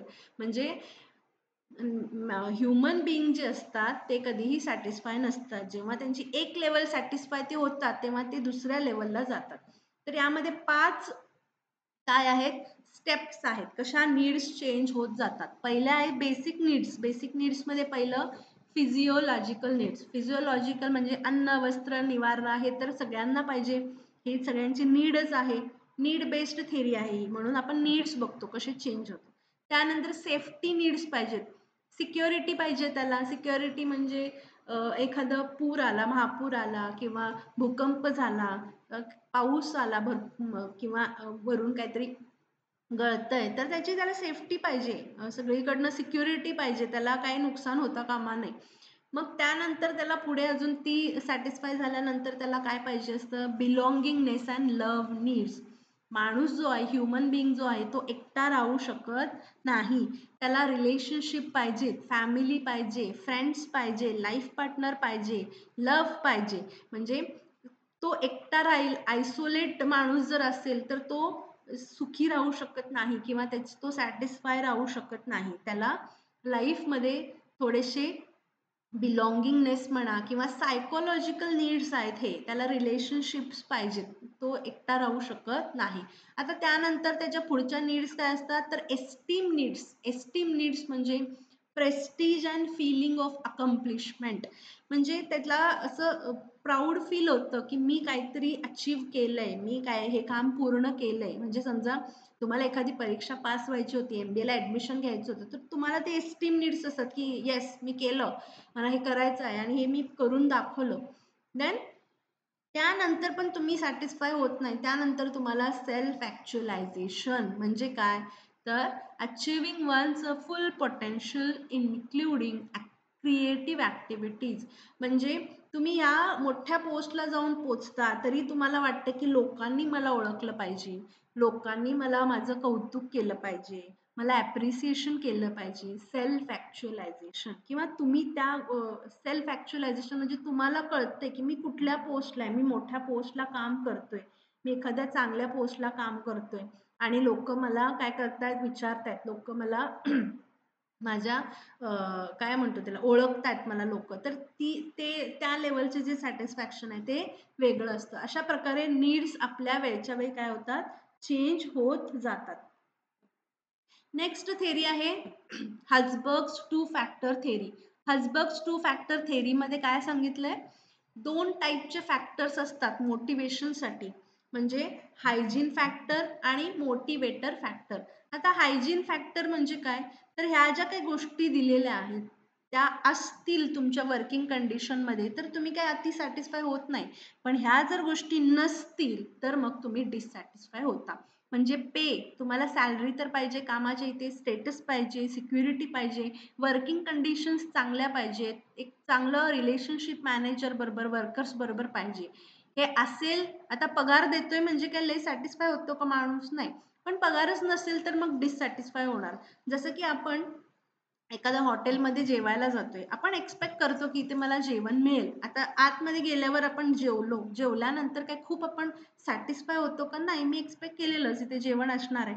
पण तेच जर चांगल्या पद्धतीने आपल्याला ट्रीट केलं व्यवस्थित, त्याच्याबरोबर आपल्याला अजून काहीतरी कॉम्प्लिमेंटरी आईस्क्रीम दिलं शेवटला, मग आपण काय होतो, सॅटिस्फाय होतो. पण आतमध्ये गेलो आणि जेवणच मिळालं नाही, मग आपण काय होणार, डिससॅटिस्फाय होणार. म्हणजे असे 2 गोष्टी आहेत, ज्या गोष्टी नसल्या तर लोक डिससॅटिस्फाय होणार, आणि कुठल्या गोष्टी असतील तर सॅटिस्फाय होतात. मोटिवेटेड फॅक्टर्स म्हणजे meaningful work, challenging work, recognition, feeling of achievement, opportunities for growth. म्हणजे कामाला काहीतरी अर्थ आहे, माझ्या कॅपॅबिलिटीनुसार मला काम दिलेलं आहे, मला कौतुक होते माझ्या कामाचं, रेकग्निशन मिळते, लोक मला ओळखतायत, मी काहीतरी अचीव केलेलं आहे या पोस्टवर येण्यासाठी, आणि मला इथे ग्रोथ आहे, दरवेळेला मला इन्क्रीमेंट मिळते, प्रमोशन मिळतंय. ह्या गोष्टी जर तुमच्या कामामध्ये असतील तर तुम्ही सॅटिस्फाय होता. म्हणजे कुठल्या गोष्टी असल्यामुळे सॅटिस्फाय होता आणि कुठल्या गोष्टी नसल्यामुळे डिससॅटिस्फाय होता, ह्या गोष्टी त्यांनी दिलेल्या आहेत, ज्यामध्ये हायजीन फॅक्टर आणि मोटिवेटर फॅक्टर असे 2 फॅक्टर्स त्यांनी सांगितलेले आहेत. म्हणून याला हसबर्ग्स 2 फॅक्टर थेरी म्हणतात, कारण यामध्ये 2 फॅक्टर्स आहेत. लक्षात आलं?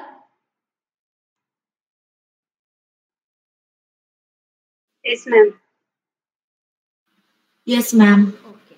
Third is equity theory. Equity theory is by J.S. Adams. आता ते काय म्हणतात की people compare their efforts and rewards with others. काय होतं की लोक जे एम्प्लॉईज काम करतात ते काय करतात, आपलं काम आणि आपल्या बरोबर जे काम करतात त्यांचं काम कम्पेअर करतात. ओके, म्हणजे समजा एखाद्याला अवॉर्ड मिळाला, एखाद्याला प्रमोशन मिळालं, तर हा काय होऊ शकतो, अजून चांगल्या पद्धतीने काम करू शकतो की हा, यानं चांगलं काम केलं म्हणून याला प्रमोशन मिळालं, पुढच्या वेळी मी पण चांगलं काम करणार म्हणजे मला पण प्रमोशन मिळेल. म्हणजे किंवा समजा एखाद्यानं if they feel they are treated fairly they are satisfied, if not they lose motivation. म्हणजे त्यांना जर वाटलं की खरोखर हा बाबा याने काम केलं आहे, मी बघितलं यानं मागच्या महिन्यात चांगलं काम केलंय म्हणून याला प्रमोशन मिळालं, ठीक आहे, आय एम सॅटिस्फाईड. पण तुम्हाला असं वाटलं एखाद्या वेळेला की मी एवढं चांगलं काम केलं, मी रात्रभर बसून एवढे प्रोजेक्ट्स बनवले, एवढ्या कस्टमर्सला मी खेचून आणलं, पण मला काहीच कोणी विचारत नाही, आणि ह्याने काहीच केलं नाही तरी याला प्रमोशन मिळालं. अशामध्ये म्हणजे ते काय करतात, स्वतःचे एफर्ट्स आणि त्याच्याबरोबर मिळालेले रिवॉर्ड्स काय करतात, कम्पेअर करतात लोकांशी. त्याला म्हणायचं equity theory. So for example, 2 workers doing same work but one gets less pay, he feels unfairly treated and loses the interest. म्हणजे किंवा समजा मी आणि माझी मैत्रीण एकाच दिवशी जॉईन झालोय जॉबमध्ये, सेम टाईपचं आम्हाला काम आहे, दोघं पण क्लार्क आहेत. 6 महिन्यानंतर एकीला प्रमोशन मिळालं, दुसरीला मिळालं नाही, दोघी 10 ते 6च काम करतायत, सेमच काम करतायत, सेम परफॉर्मन्स आहे. मग तिला काय वाटणार, तिला थोडंसं अनफेअर वाटणार की माझ्याबरोबर हे बरोबर झालेलं नाही.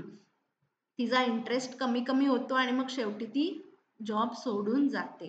So people compare their efforts and rewards with others, that is equity theory.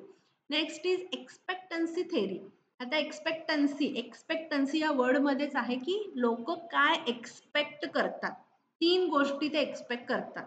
Expectancy, इन्स्ट्रुमेंटॅलिटी आणि व्हॅलन्स. त्याचा अर्थ काय, एक्सपेक्टन्सी म्हणजे एफर्ट म्हणजे तो म्हणेल की can I hit my target if I work hard. जर मी हार्डवर्क केलं तर मी टार्गेट पर्यंत पोहोचू शकेन का. जर मी कस्टमरला भरपूर चांगल्या पद्धतीने मार्केटिंग केलं, कस्टमरला कन्व्हिन्स केलं, तर मी 5 फ्रीज विकू शकेन का. मग त्याला येस वाटलं की तो काय करणार, एफर्ट लावणार, अजून चांगल्या अजून कसे कस्टमर माझ्याकडे अट्रॅक्ट होतील याच्यावर काम करणार. काम केल्यानंतर सेकंड स्टेप येते, सेकंड एक्सपेक्टन्सी येते, परफॉर्मन्स. म्हणजे will hitting my target lead to reward. जर मी टार्गेट अचीव केले, जर मी 5 फ्रीज या दिवाळीला एका महिन्यामध्ये विकले, एका महिन्यामध्ये विकल्यानंतर मग मला काय रिवॉर्ड मिळणार आहे का, येस. जर येस म्हणलं तर मग तो पुढे जातो, पुढे म्हणजे त्याला रिवॉर्ड मिळतो. Reward is the third expectancy factor, ज्याच्यामध्ये जो काही रिवॉर्ड मिळालाय तो मग तुम्ही काय म्हणता, do I find the reward desirable. म्हणजे मला जसं पाहिजे तसा मला रिवॉर्ड मिळाला का, मला फक्त कमिशन नको होतं, मला कमिशन मिळालं, माझी सॅलरी थोडी एक्स्ट्रा वाढली ह्या महिन्यामध्ये, पण माझी काय इच्छा होती, मला थोडंसं कौतुक व्हायला पाहिजे, सगळ्यांसमोर माझं सरांनी कौतुक करायला पाहिजे होते की हा ह्या एम्प्लॉईने आज ह्या चांगलं काम केलेलं आहे, मला एखादा रिवॉर्ड पाहिजे होता. म्हणजे 3 स्टेपमध्ये लोक काय करतात, एक्सपेक्ट करतात. एक्सपेक्टन्सी थेरीमध्ये 3 फॅक्टरवरती काम होतं आणि ज्यामुळे त्याचे त्या लेवलला काय होतात, मोटिवेशन वाढत जातं. जसं की पहिला त्याला वाटलं की मी चांगलं काम केलं तर टार्गेट अचीव्ह होईल, तिथे पण त्याला काय होतं, थोडा मोटिवेट होतो तो. मग त्याने परत टार्गेट अचीव्ह केल्यानंतर त्याला त्या ठिकाणी वाटतं की मला रिवॉर्ड मिळणार आहे का, येस मिळणार आहे. मग तो अजून काय होतो, मोटिवेट होतो आणि त्यानंतर तो म्हणतो की रिवॉर्ड मला हवा तसा मिळेल का नाही. मग पुन्हा तो चांगल्या पद्धतीने काम करतो, जर त्याला रिवॉर्ड चांगला त्याला पाहिजे तसा मिळाला तर. म्हणजे एक्सपेक्ट काय करतात लोक, त्यावरती ही थेरी आहे. कोणी डेव्हलप केली आहे, बाय विक्टर व्रूम. तर तुम्हाला असा क्वेश्चन येऊ शकतो की व्रूम्स एक्सपेक्टन्सी थेरी एक्सप्लेन करा. तर व्रूम ची तुम्ही लक्षात ठेवा, एक्सपेक्टन्सी वर्डवरतीच आहे की एक्सपेक्ट काय करतात लोक. Then fifth theory is goal setting theory by Edwin Locke. तर goal setting theory means what, goal setting थेरीमध्येच आहे की तुम्ही काहीतरी गोल सेट करा आणि त्यावरती काम करा. जसं की एखाद्या तुम्हाला सांगितलं की तुम्हाला 8 विषय आहेत आणि ही पुस्तकं आहेत आणि वाचा. म्हणजे हे काय आहे, त्याच्यामध्ये स्पेसिफिक काय सांगितलंय का, नाही. जर मी आज एक युनिट शिकवला आणि तुम्हाला सांगितलं की हा एक युनिट तुम्ही व्यवस्थित वाचा आणि याचे जे एक्झाम्पल्स आहेत ते तुम्ही शोधून काढा, त्या युनिटच्या खाली जे MCQs दिलेले आहेत ते तुम्हाला येत आहेत ते एकदा चेक करा. म्हणजे क्लिअरली जर सांगितल्या कुठल्या गोष्टी तर तुम्ही वाचणार. तुम्ही आज म्हणलं ना एक युनिट वाचा, तुम्ही ते युनिट जाऊन वाचणार. म्हणजे people work better when they have clear specific and challenging goals. जर 8 पुस्तकं दिलेत वाचा म्हणलं तर तुम्हाला कळणार आहे काय, कुठलं वाचू मी आता, काय कुठनं सुरुवात करू, काहीच कळणार नाही. म्हणजे गोल काय आहे क्लिअरली लोकांना सांगितलं तर ते व्यवस्थित काम करतात आणि मग इम्प्रूव्ह होतो त्यांचा performance. For example, self target of 50 units per month motivate employees more than do your best. जसं फ्रीज 5 ह्या महिन्यात विकून दाखव, तुला कमिशन मिळेल, असं म्हणलं की तो 5 फ्रीजवरच व्यवस्थित काम करेल. जर त्याला म्हणलं की जास्तीत जास्त फ्रीज विकले पाहिजेत ह्या मंथमध्ये, मग तो थोडा कन्फ्यूज होतो, कसं करू मी. 5 म्हणलं की त्याला एक स्पेसिफिक काहीतरी सांगितलं तर तो काम करतो. यामध्ये स्पेसिफिक गोल्स असतील तर रिझल्ट चांगले येतात. रिअलिस्टिक आहे, इमॅजिनरी लेवलला काम करत नाहीये आपण, रिअलिस्टिक त्याला एक काउंट दिलाय आपण काय नेमकं करायचं आहे ते. चॅलेंजिंग आहे, थोडंसं चॅलेंजिंग गोल्स असतात त्यामुळे जास्त मोटिवेट होतो आणि फीडबॅक इम्प्रूव्ज द मोटिवेशन. मग लोकांकडून आपण फीडबॅक घेऊ शकतो, त्याच्याकडून घेऊ शकतो, कसं वाटलं तुला, एवढं सांग, अशा पद्धतीने तुला गोल दिल्यामुळे तुला काम व्यवस्थित जमलं का नाही, तर तुला काही प्रॉब्लेम आले, फीडबॅक घेतो आपण आणि मग त्यावरून आपण again we can improve our motivation. So limitation यामध्ये असं आहे की too difficult goals may cause stress or failure. म्हणजे एखाद्याला सांगितलं की 5 फ्रीज आज विकले पाहिजेत ना या महिन्यामध्ये, मग त्याला थोडंसं काय होतं, तो स्ट्रेसमध्ये येतो, अरे बापरे 5 नाही विकले तर काय करू. आणि एकेकांना असं वाटतं जास्तीत जास्त विकले पाहिजेत, म्हणजे मी 2 विकले तरी मी जास्तच विकलेत 2. म्हणजे जर प्रॉपर तुम्हाला, आता मी म्हणलं की 4 युनिट तुम्ही आत्ताच्या आत्ता वाचले पाहिजेत, 4 युनिट वाचले पाहिजेत म्हणलं की तुम्हाला थोडासा स्ट्रेस येऊ शकतो किंवा ते तुमचं वाचून होणार नाही.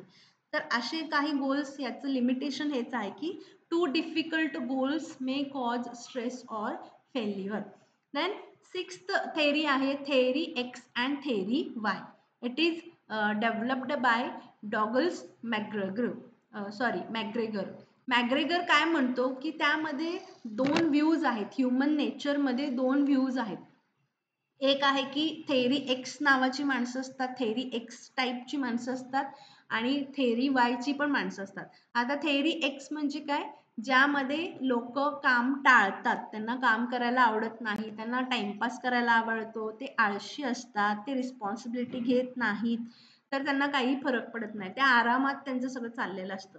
That is theory x. आणि थेरी वाय म्हणजे काय, तर त्यांना काम करायला आवडतं, त्यांना ते क्रिएटिव्ह असतात, ते स्वतः रिस्पॉन्सिबिलिटी घेतात, इनिशिएटिव्ह घेतात, स्वतः सेल्फ डायरेक्शन असतं, सेल्फ मोटिवेटेड असतात, त्यांना कुणाचं काही सांगावं लागत नाही, स्वतः त्यांना माहीत असतं की मला काय करायचं आहे, कशा पद्धतीने करायचं आहे, स्वतःहून त्यांना कोणाला काही म्हणजे कुणी त्यांच्या मागं लागायला लागत नाही, ते स्वतःहून काम करतात. तर theory x versus theory Y.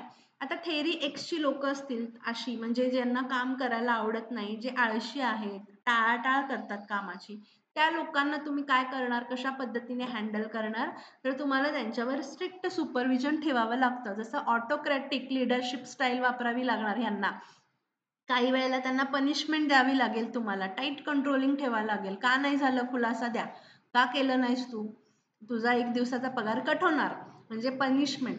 आणि थेरी वायची लोक असतील जे स्वतःहून चांगल्या पद्धतीने काम करतात, तर त्यांच्यासाठी कुठली लिडरशिप स्टाईल वापरणार आपण, डेमोक्रॅटिक स्टाईल वापरणार. त्यांना डिस्कशन करणार त्यांच्यासोबत, त्यांच्याकडून डिसिजन घेणार आपण, त्यांना डिसिजन मेकिंग मध्ये इन्व्हॉल्व करून घेणार. सेल्फ डायरेक्शन, त्यांच्यावर जास्त कंट्रोलिंग ठेवणार आहे का, त्यांच्यावर जास्त सुपरविजन ठेवणार आहे का, नाही, पार्टिसिपेशन त्यांचं करून घेणार, त्यांचं कौतुक करणार आपण. So that is theory X and theory Y. लक्षात येत आहे? Yes, ma'am. Yes. Yes, ma'am. Sixth function is controlling. आता आपण प्लॅनिंग केलं, ऑर्गनायझिंग केलं, ऍक्च्युअल मध्ये लोक काम करतायत, त्यांना आपण मोटिवेट करतोय, त्यांच्यावर सुपरविजन करतोय, काम चालू झालेलं आहे. नंतर येतं कंट्रोलिंग. कंट्रोलिंग म्हणजे आपण काय करतो, आपण जो प्लॅन केला होता त्यानुसार सगळं काम चाललंय का नाही, परफॉर्मन्स तसाच आहे का नाही. ह्या महिन्यामध्ये 100 खुर्च्या बनवायच्या होत्या, मग आपण रिपोर्ट काढणार, 100 खुर्च्या ह्या महिन्यामध्ये बनले की नाही. बनले असतील, त्याच्याहून जास्त बनले असतील तर छानच आहे, बनले असतील तरी ओके आहे. स्टँडर्ड वाईज आपला प्लॅन ठरला होता 100 खुर्च्यांचा, 100 खुर्च्या बनल्या. पण समजा महिन्याअखेर आपल्याला कळालं की 100 नाही बनल्या, 80च बनल्या. तर 80 बनल्या म्हणजे आपलं कुठेतरी चुकलं, आपला प्लॅन कुठेतरी काय झाला, कमी पडला. मग तिथे काय करेक्टिव्ह ऍक्शन घेतली पाहिजे, का तो डिफरन्स आला, हे फाइंड आउट करणं, तो इश्यू फिक्स करणं, that is controlling. So controlling means checking whether the actual performance matches the planned performance. You are comparing तुम्ही प्लॅन काय केला होता आणि ऍक्च्युअल मध्ये काय झालं ह्याचं कंपॅरिझन करायचं. त्यामध्ये काही गॅप आला तर तुम्हाला त्याच्यावर काम करायला पाहिजे. So if there is any difference, the manager takes corrective actions. मग त्याच्यामध्ये काय काय का नाही कमी झालं, समजा एखाद्या दिवशी लाईट नव्हती सर, त्या दिवशी प्रोडक्शन झालं नाही. दुसऱ्या दिवशी एखादा वर्कर, 2 वर्कर आजारी पडले होते, 2 वर्कर आले नव्हते, म्हणून त्या दिवसामध्ये ते 20 कमी पडले. मग तुम्ही त्या पुढच्या वेळेला काय करणार, एखादं मशिनरी एक्स्ट्रा किंवा एखादे 2 वर्कर एक्स्ट्राची तुम्ही हायर करून ठेवणार, म्हणजे तुम्ही फिक्स करणार तो इश्यूज. That is controlling. त्यामध्ये स्टेप्स काय आहेत, प्रोसेस काय आहे कंट्रोलिंगची. First is you have to set your standards, decide what to achieve. काय करायचंय तुम्हाला पहिल्यांदा डिसाइड करा, या आठवड्यामध्ये मला 500 प्रोडक्ट्स तयार करायचे.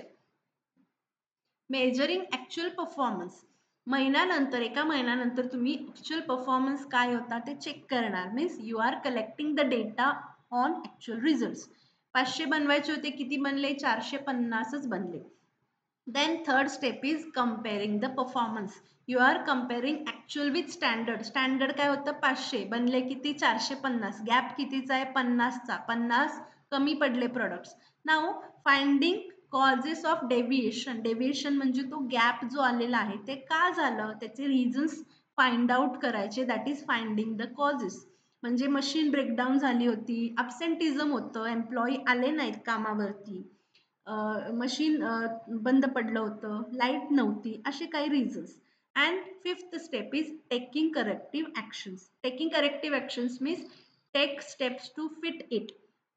काय तुम्ही करणार, मग त्याच्यावरती 550 कमी पडले, मग आता काय करणार, तर you will repair that machine. कुठलं मशीन ब्रेकडाऊन झाले ते एकतर रिपेअर करावं लागेल किंवा रिप्लेस करावं लागेल, ओव्हर टाईम वाढवावं लागेल, पुढच्या वेळेला जास्त वेळ काम करावं लागेल, किंवा एम्प्लॉईज आणि 2-3 एक्स्ट्रा वाढवावे लागतील. So that is corrective action. So this is the process of controlling. What are the techniques of controlling, कसं मेजर करणार, कंपॅरिझन कसं करणार, कुठल्या कुठल्या टाईपनं आपण मेजर करू शकतो, कम्पेअर करू शकतो.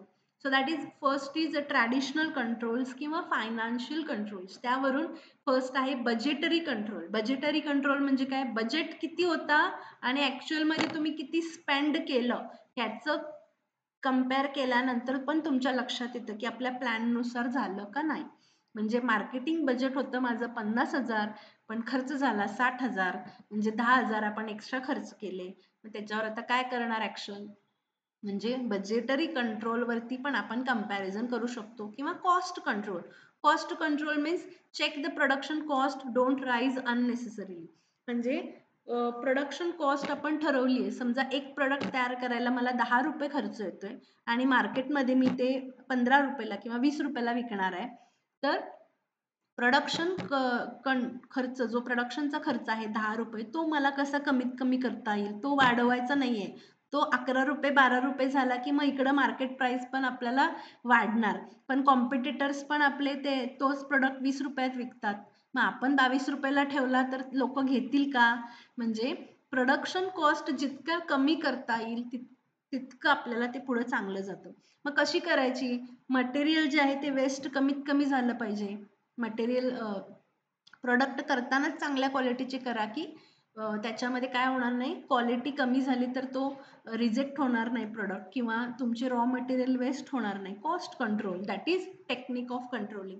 फायनान्शियल स्टेटमेंट्स, तुमचे फायनान्शियल स्टेटमेंटमध्ये तुम्ही बॅलन्स शीट चेक करा, profit and loss account check करा, असेट्स लायबिलिटी किती आहे, प्रॉफिट तुम्हाला किती झालंय, लॉस किती झालाय, मागच्या वर्षी किती लॉस झाला होता का, मागच्या वर्षी प्रॉफिट झालं होतं आणि ह्या वर्षी लॉस झालाय, कम्पेअर करू शकता फायनान्शियल स्टेटमेंटवरून. स्टॅटिस्टिकल डेटा म्हणजे चार्ट्स, ग्राफ्स, ॲव्हरेजेस वरती तुम्हाला चेक करता येतं. काही ग्राफ्स असतात ज्याच्यावरती मंथली सेल किती झाला हे तुम्हाला पटकन बघून लक्षात येतं. वेगवेगळ्या डेटा बघण्यापेक्षा एखादा स्टॅटिस्टिकल डेटा आपण चेक केला, ग्राफ चेक केला, तर लगेच कळतं की तो ग्राफ वरती चाललाय म्हणजे सेल्स हाय आहे, मधूनच खाली आलाय याचा अर्थ सेल डाऊन झालाय आपला. म्हणजे त्यावरून पण आपण आपले परफॉर्मन्सेस कसे झाले हे चेक करू शकतो. मॉडर्न कंट्रोल टाइप्स आहेत काही, जसं की मॅनेजमेंट बाय ऑब्जेक्टिव्स. म्हणजे तुमचे जे काही ऑब्जेक्टिव्स तुम्ही आधी ठरवले होते ते त्याच प्रकारे मॅच झाले का कम्पेअर करा, रिव्ह्यू बघा, रिझल्ट्स कसे झाले. For example, sales person and manager agree on monthly target. किती टार्गेट करायचं होतं मला, 5 फ्रीज विकायचे होते, 5 फ्रीज विकले का नाही चेक करा, काउंट करा. Management by objective. Internal audit means independent checking of accounts and operations to find errors early. म्हणजे इंटरनल ऑडिट करा, तुमचे स्ट्रेंथ्स काय आहे, तुमचे विकनेसेस काय आहे, तुमच्याकडे बजेट आहे का तेवढं, तुमच्याकडे कॅपिटल आहे का तेवढं काम करण्याचं, जर नसेल तर काय करता येईल त्याच्यावर, आपण कुठलं बजेट किंवा काय कॅपिटल, कुठलं काय आपण काय म्हणतो त्याला, कोणी स्पॉन्सर करेल का, कोणी खर्च करायला इन्व्हेस्ट करायला तयार आहे का, मग आपण काम करू शकतो का.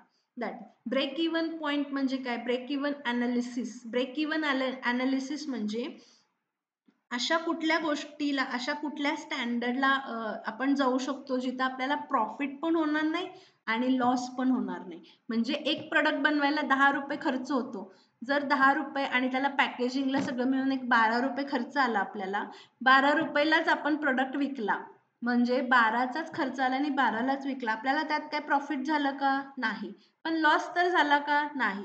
म्हणजे काय, break even analysis, no profit no loss, that is break even point. So find where your profit is equal to 0. 12 रुपये हा माझा काय आहे, ब्रेक इव्हन ॲनालिसिस आहे आणि त्याच्यावरतीच मला काय पाहिजे, मार्केट प्राइस पाहिजे, तरच मला प्रॉफिट होणार. That is break even analysis. Network techniques म्हणजे काही ऑटोमेटेड मशिनरीज आहेत, काही ऑटोमेटेड टूल्स अँड टेक्निक्स आहेत, पर्ट आणि CPM नावाचे काही सॉफ्टवेअर्स आहेत, ज्याच्यावरून आपल्याला कळतं की प्लॅनिंग कसं केलं पाहिजे, किती वेळामध्ये काय झालं पाहिजे, हे आपल्याला त्या सॉफ्टवेअर्स थ्रू कळतं. क्वालिटी कंट्रोल कसं चेक करणार आपण, की प्रत्येक प्रोडक्टची क्वालिटी चेक केली पाहिजे प्रत्येक स्टेजला. जसं एक बिस्किटचं उदाहरण मी दिलं होतं की पहिल्यांदा तुम्हाला डो तयार करावा लागतो, कणिक तयार करावं लागतं, मग त्याचे बिस्किटचे शेप्स होतात, मग बेकिंग होतं. बेकिंग झाल्यानंतर चेक करतो आपण प्रत्येक बिस्किट व्यवस्थित बेक झालंय का नाही, आणि मग पुढं ते पॅकेजिंगला जातं. मग त्यासाठी वेगवेगळे इन्स्पेक्शन्स असतात. प्रत्येक स्टेजला एक क्वालिटी कंट्रोलर असतो जो क्वालिटी चेक करतो, की त्या वेळेला चेक करा. म्हणजे पुढं पूर्ण तुमचं आउटपुट म्हणजे पूर्ण प्रोडक्शन झाल्यानंतर त्याच्यावर काहीतरी काम करण्यापेक्षा किंवा इथं आपलं चुकलं हे आपण करायला नको होतं असं न करता प्रत्येक स्टेजला त्या वेळेला केलं की त्या वेळेला तुम्हाला काय करता येईल, काहीतरी ऍक्शन घेता येईल. देन परफॉर्मन्स अप्रायझल, एम्प्लॉईने काम कसे केले त्यांचा परफॉर्मन्स चेक करायला पाहिजे. किती लोकांनी किती तास काम केलं, किती वेळ काम केलं, किती प्रोडक्ट्स त्यांनी प्रत्येकाने बनवले. तर ज्याचा परफॉर्मन्स चांगला आहे त्याला थोडं रिवॉर्ड द्या. ज्याचा परफॉर्मन्स लो आहे त्याच्याशी थोडं काउन्सिलिंग करा, त्याला ट्रेनिंग द्या. का त्याचा परफॉर्मन्स लो आला, त्याला समजलं नाही का काम कसं करायचं आहे. That is performance appraisal. Inventory control, inventory control म्हणजे काय 100 खुर्च्यांसाठी मला किती लाकूड पाहिजे आहे, तर तेवढंच लाकूड मागवायचं आहे का एक्स्ट्रा मागवायचं आहे. एक्स्ट्रा मागवलं तर मग तो कुठं ठेवायचा, त्याचं मेंटेनन्स. तुमच्याकडे गोडाऊन आहे का, वेअर हाऊस आहे का ठेवण्यासाठी, ते कोण सांभाळणार. समजा लाकूड आपण ठेवलंय भरपूर, 500 खुर्च्या बनतील एवढं लाकूड आपण मागवून ठेवले, पण आता ऑर्डर किती आहे 100 खुर्च्यांचीच आहे, म्हणजे 400 खुर्च्यांचं एक्स्ट्रा लाकूड आपण आणून ठेवलंय. पण ते आणून ठेवल्यानंतर ते व्यवस्थित एका ठिकाणी ठेवलं पाहिजे. त्याला पाणी लागता कामा नये, त्याला आग लागता कामा नये, किंवा मग जेवढं पाहिजे तेवढंच मागवा. एक्स्ट्रा कशाला मागवताय. Inventory control. Keep right stock of raw material and finished goods. जसं फिनिश्ड गुड्सचं पण आहे, रॉ मटेरियल पण तुम्ही राईट स्टॉकमध्ये जेवढं पाहिजे तेवढं मागवा. पण फिनिश्ड गुड, जसं 100 खुर्च्यांची ऑर्डर आहे ना, 100 खुर्च्या बनवा, किंवा जरा थोड्या जास्त चालतील. पण 100 खुर्च्यांची ऑर्डर आहे, बनवलेत 500, मग ते 500 उरलेले 100 खुर्च्या कुठे ठेवणार, ते व्यवस्थित ठेवल्या पाहिजेत. 1 वर्षानं ऑर्डर आली पुढची, तर त्याच क्वालिटीची राहणार आहे का ती, कस्टमरला ती आवडेल का. म्हणजे inventory control. So keep right stock of raw material and finished good, neither too much neither too little. खूप जास्त पण ठेवू नका, खूप कमी पण ठेवू नका. That is inventory control. So these are some types of inventory control. So या युनिटमध्ये आपण काय काय बघितलं. पहिल्या तिसऱ्या युनिटमध्ये आपण फंक्शन्स बघितले होते, प्लॅनिंग, ऑर्गनायझिंग अँड स्टाफिंग. त्यानंतर इथे 6 वेगळे वेगळे फंक्शन्स बघितले. डायरेक्टिंग मीन्स गाईड करतो आपण, इन्स्ट्रक्शन देतो, मोटिवेट करतो, त्याला समजावून सांगतो काम कसं करायचं आहे ते.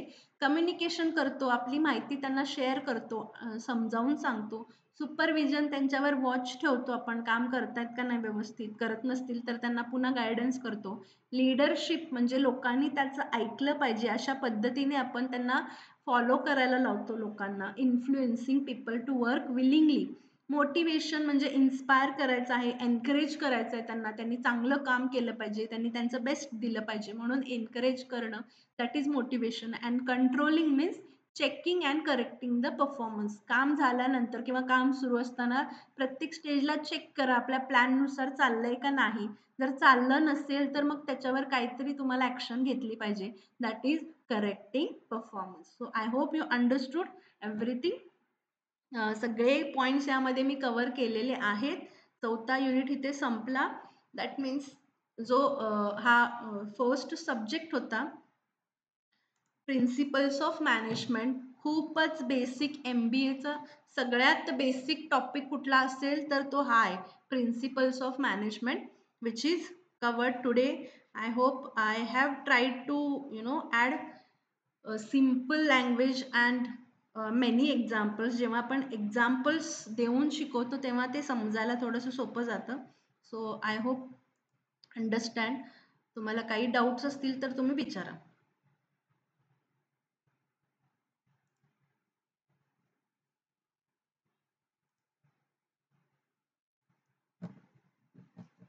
येस, उद्याच्या लेक्चरला आपण कम्प्युटर ॲप्लिकेशनचे जे 2 युनिट राहिले ते कव्हर करू, आणि पुढचे सेशन्स कसे होत आहेत ते बघूया. कारण दिवाळीची 1 आठवडा सुट्टी आहे, 19 तारखेपासून 26 तारखेपर्यंत. So I will arrange after that. Okay, can we stop here?